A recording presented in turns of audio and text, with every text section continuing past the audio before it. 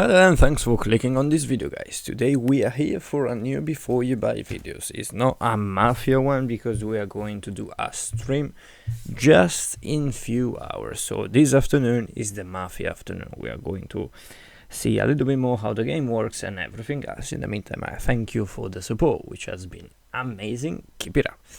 So today, which game are we going to cover? Of course, as you were able to see from the title, is Gears of War 4. So Gears of War 4 is coming out this October, precisely the 11th. So we're going to see if it is worth to buy it or if it isn't.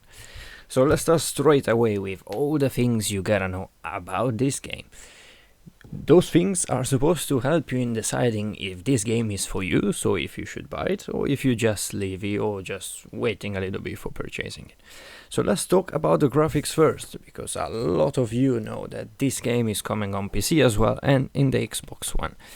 So this is the cool thing, it's coming both on the PSC and the Xbox One, so if you have, for example, a PS4 and a PC, you can play it anyway, the same thing I will do. And in this case, the graphics, especially on PC, they look fantastic, superb. It's really magnificent. And let's talk, they don't have any graphic bug or any texture that is not really good. It's simply fantastic, so you have to play to understand what I'm talking about. And regarding instead the spirit of Gears of War, some people were asking themselves if this game would be the same, even if Marcus Felix won't be the main character of the game. He is in the game, but more as a cameo than as a main character. No, I mean you can play with him. Yeah, he will be a companion for a certain point of the game, but of course he's not the protagonist of the game basically. So some people were wondering if this will change much.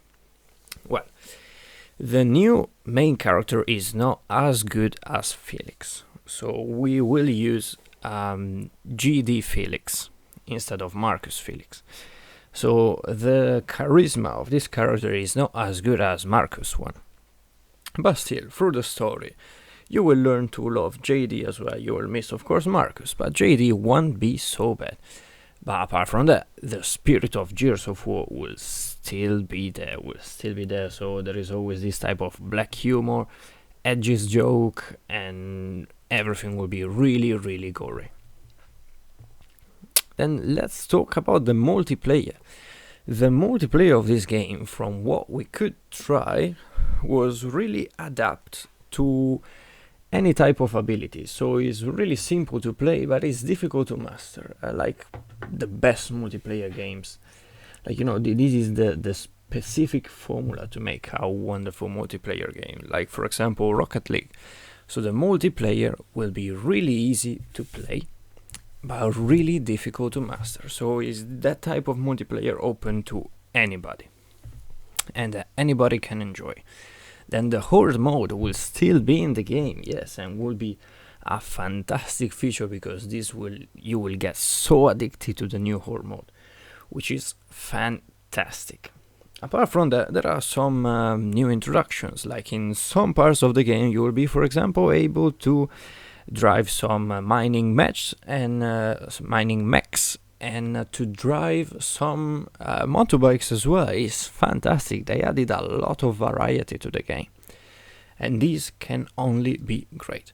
But apart from that, Gears of War is the usual Gears of War you loved. So if you love the previous ones, go for it. Definitely go for it. If you never played the previous ones, you have to give it a try because it could definitely surprise you. Let's talk about the only bad things that this game has, because we talked about variety. There are new vehicles, like we said, the motorbike. You can drive some mining mech. So actually there is some variety to the game. But apart from that, is always the cover shooter, we can say.